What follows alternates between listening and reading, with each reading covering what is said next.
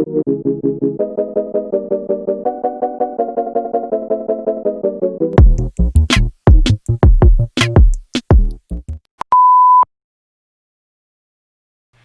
y'all, it's Tasha. I am back with another video. Thank you so much for stopping into my channel.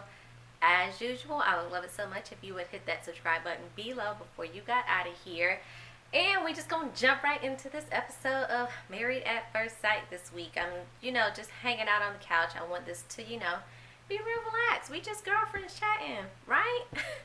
So we are on episode 9. The couples have been married, I believe almost 3 weeks at this point. So we see the episode open up with Miles actually fixed Karen's car. I was like, okay, Miles, we see you.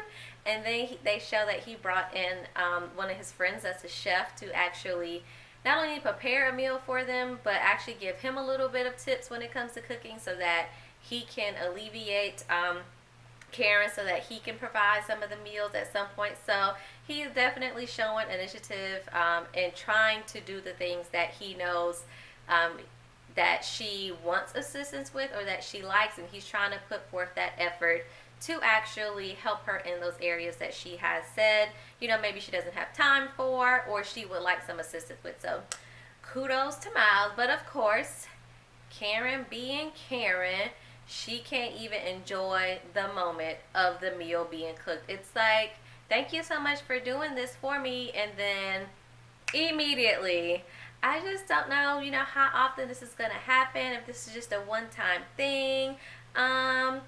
I just don't know. Girl, enjoy the moment while you have it. She is so getting on my nerves. And she did again later on in the episode, but I'm trying to stay and go in order, so we're going to talk about that later, okay? Next, we see that Henry has returned. He's stuck around, and he's back to let us know how impatient Christina is, which we all know. And then we see her come in, and she acts like she has this big secret to tell.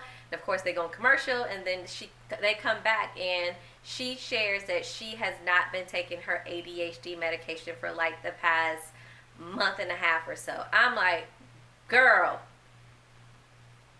you just gonna come in this thing meeting a stranger and not take your medication that you know stabilizes you, but you just gonna be around here being a bitch when you know if you go ahead and take the medication that will help improve your mood.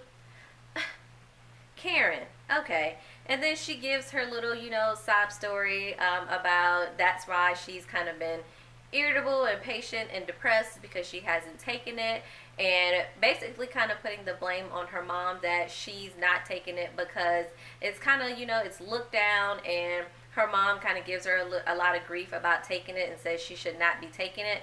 But I'm like, you are a grown woman. I understand your parents having an influence on you, but if that is going to be to the detriment of your spouse or even yourself for that matter, I'm going to need you to get back on your medication that you know truly does help stabilize your mood and your feelings and everything. So I was just like, okay, maybe you're trying to put the blame on your mom, but you're old enough to make your own decision, especially when you realize how it is negatively affecting your behavior. So I'm interested to see that if she does go back on it, how her behavior actually does change, because she definitely made the point of kind of heavily relying on the fact of that is why she's kind of been behaving the way that she has been, is because she's not been on the medication. So, all right, we'll see what happens when you get back on it. So we see that Woody has set up a date for him and Amani to go get Manny and Petty's because, Woody is that kind of man that, he likes appearances. He got to keep himself together as much as his wife wants to keep herself together. So he's like, she was talking about it, so he listened, took notes, set them up a time to go, and that was a cute little thing that they're able to do together. It was so funny while they were at the nail salon that Amani was like, I'm going to take these braids out soon. Just want to let you know, since you want to know what's going on with my hair. That was so funny. I was like, get that dig in, Amani, because he deserves it. But it was so funny for her to just slide that in since a couple episodes back, you know, he made this kind of big situation out of letting him know if she's doing something dramatic to her appearance. So it was like, okay, Woody, ha ha ha. But it was cute. And I thought it was really cute that this episode he started calling her sweets. I was like, that's so cute. God, I just love them two together. So sweet. And then we just see Bennett and Amelia. They shoot to them really quickly, cleaning up their place that they share. And, you know, they actually let us know they've done the do.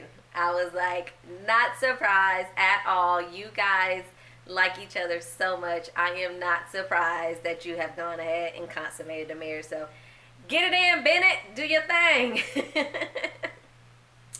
Next, we then see the couples get a note from the experts, basically a note full of questions for them to try to, you know, help them discover a little bit more about each other. So we kind of see this round robin thing with them getting questions asked to each other. So Bennett asks Amelia, how will she know when she's in love? And she says, with joy, connection, you know, compatibility. And Bennett says that he would be at ease, feeling very passionate, comfortable communicating with her. And he's like, as long as the person feels the same way I feel about them, we good. So he says that he isn't quite in love yet with Amelia, but he loves her. I was like, oh, we all see it, Bennett. You in love with that girl. It's okay. If you don't want to say it right now, it's all right. But we know you love her. They are just so cute together. Then we shift over. We see Olivia and Brett and their little annoying cats. Brett asks if Olivia has ever fallen in love before and how she would know. If she asks him how he would know when he's in love. And of course, he can't really give an answer because Brett just seems like he's just too good to give straight answers sometimes to people. It's like he really doesn't understand why people are asking him questions, why he has to give specifics. And I'm like, you're just missing the whole point of trying to get to know each other. But whatever. So then she just asks, well, what are you going to do to actively try to fall in love in the relationship that we're in? And then he goes into his sarcasm bag of, you know, sexy dances and fireworks and reminding you how to floss because, you know, dental hygiene is important. I'm like, and this is what I'm saying. This has been my problem with him basically from the jump, with him and his family, and these sarcastic, corny jokes that really they only think it's funny. That this is not a space for you to be in this manner at this certain point in time. Like, she's trying to get pretty deep with the questions that she's asking you, and you're just making a joke out of it as if this is not important information to discuss. Just annoying. We go over to Henry and Christina, of them beginning to ask each other the questions, and of course they are drinking wine. I feel like every time we see them, they are having a glass of wine. Maybe they just got to get through it with each other, do a little bit of alcohol. Whatever it is, I get it. But they start asking each other about how they'll know they're in love as well. And he asks if she's ever been in love. And she talks that, of course, she's been in love. And she was in love before with her ex. But then it became too much of fighting with them. And that became the norm. And she did not like that. And she said that she did some self-evaluation and realized that she was the common denominator and all that. So she was trying to change that. Yeah, again, haven't really seen that, but okay, maybe that's the medication that needs to kick back in order for us to see how she really is. Amani and Woody are coloring, and she asks him if he's ever been in love and how it feels when he is in love. And he really had some nice things to say, and he basically started naming off a bunch of stuff that either Amani does or they've already done together. So she's like, does that mean you love me? So she was just like, I don't know. And then he kind of, beat around the bush a little bit of, I like you, I got love for you. And she's like, you got love for me or you love me? Like, which one is it here, shouty? He ended up saying, man, yeah, I love you. I love you. Yes, I love my wife. So I thought that was just so cute. But Amani, on the other hand, she likes Woody a lot. She's not quite sure about the love thing yet. I think she's just, guarding her heart just a little bit since she's been hurt before. that she's holding on to that, and she's just like, I'm not quite ready to say it, although she might feel it. She's probably just not ready to verbalize that, because that then, that puts really all your emotions out there, and she's just probably not ready for Woody to have all that in his hands quite yet. So give it time. I think she'll be there in no time. But so we see Miles and Karen begin to start going back and forth with their questions. Miles asks if she's been in love and how she will know. And she's like, by feeling safe, comfortable, being able to come to her spouse about anything. And then, of course, her reasoning that she always says is the time. I just need more time. We're strangers. And I'm like, Karen, you sound like a broken record at this point. Okay.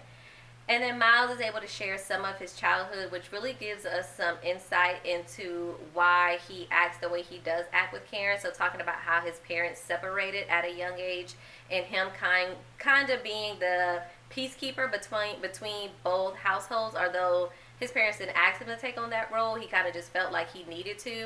And then once he got older to share that with his dad was able to kind of tell him, release that.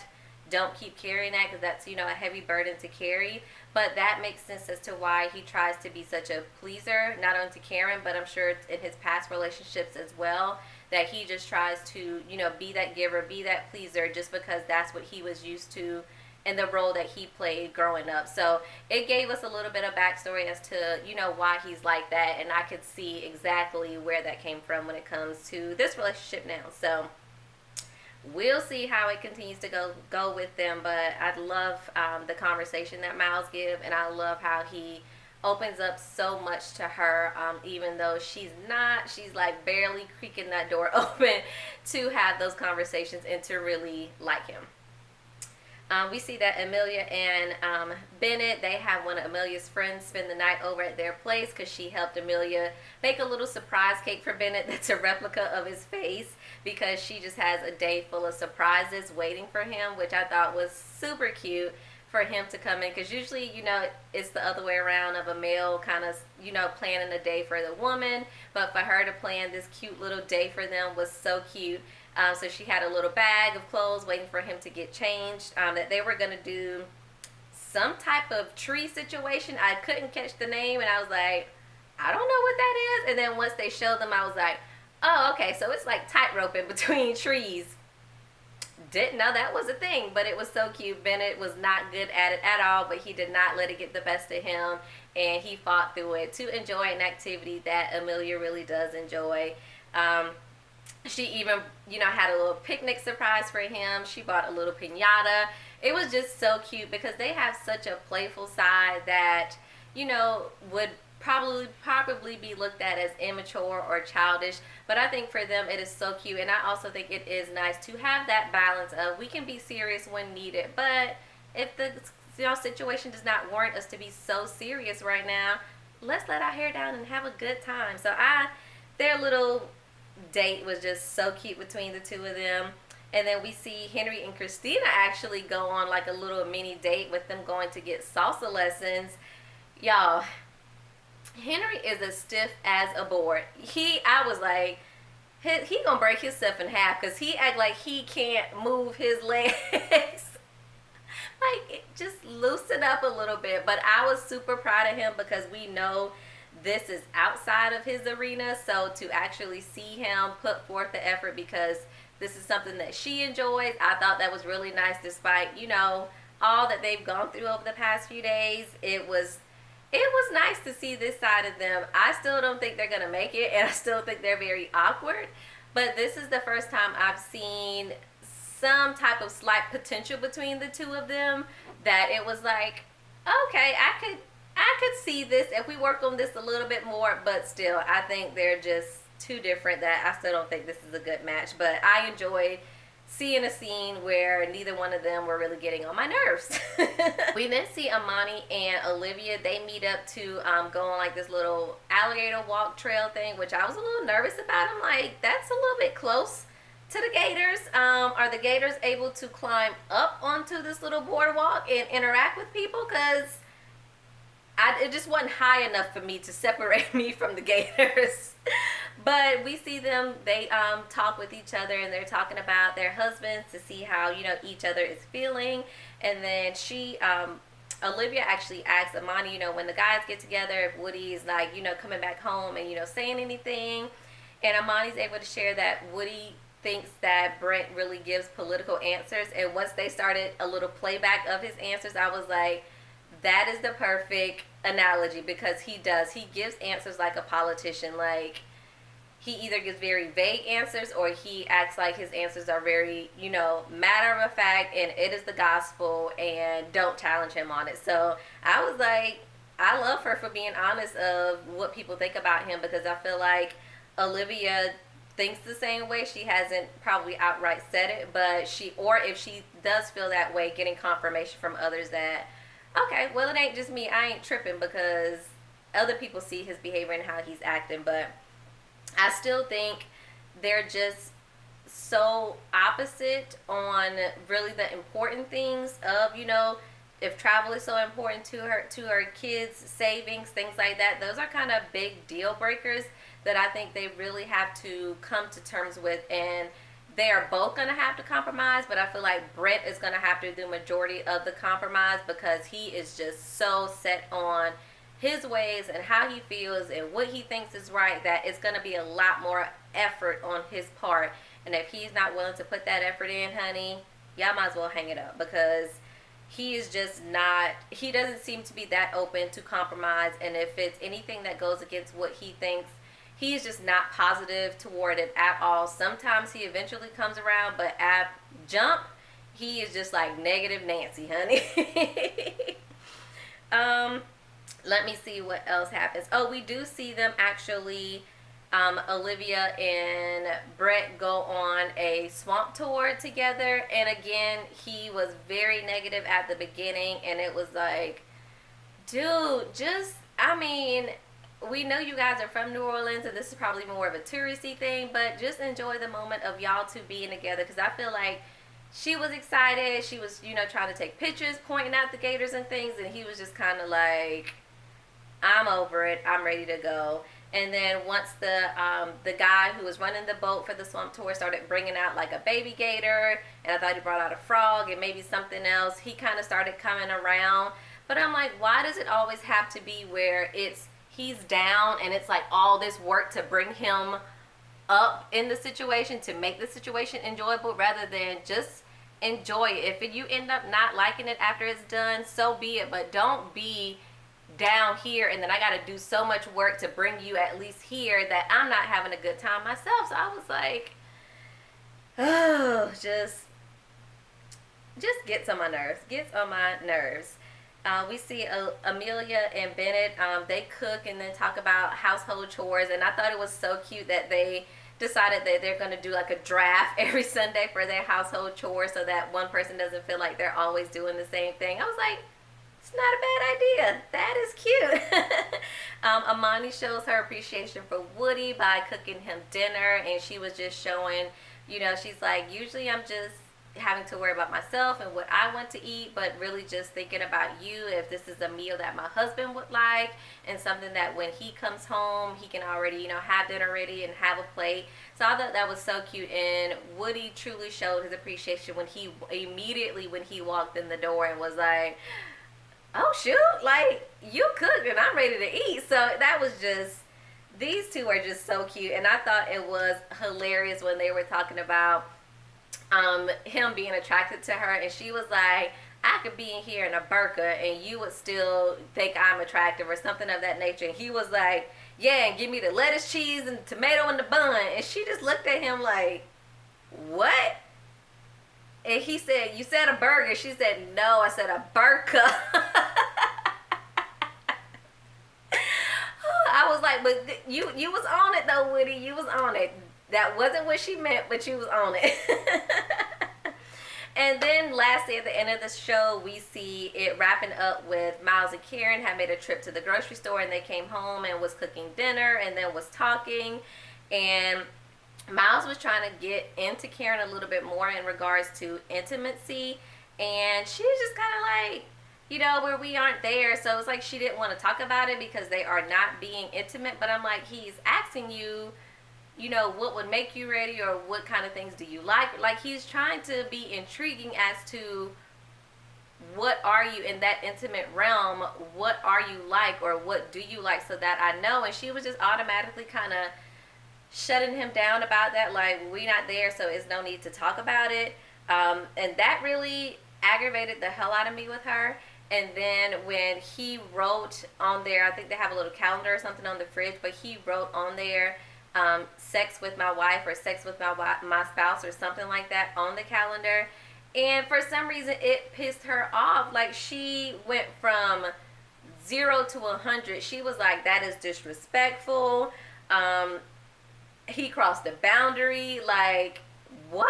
I was like, Karen, you act like he forced you into the bedroom and pulled your clothes off and, like, had sex with you, and you did not want to have sex. Like, he wrote it on the calendar. It was not a big deal. Like, you could have played that off so easily, but she made such a big deal out of it. And it looks like next week she's continuing to drag on about this. And again, I think every time Miles does these little things, she's just adding that to the notch of things that she doesn't like about him, so that when decision day comes, she can then rattle off all these items that he's done, even though these things are not a big deal at all. Like, at this point, I just want her to say, if you don't like him, say you don't like him, quit the experiment, and y'all can move on, and Miles can not have any more damage being done to him, so that he can move on and find somebody that wants to be with him. If you feel like he's just so much not masculine enough for you, because he is emotionally intelligent and he can clearly express his emotions, she just for some reason thinks that is not masculine. So, girl, that's how he is. If you don't like it, move on. And like that boy mom said, give him back to her. Because you are not even deserving of Miles at this point, Karen, because you are just nitpicking everything about this guy, that you are making this into a bad situation when you kind of got out of here with this whole married at first sight. You got a pretty good deal with a pretty good husband. So she is aggravating me. But let me know what you guys think. How did you feel this episode? Let's chat about it in the comments below, and we'll talk about next week's episode. Catch you then. Peace.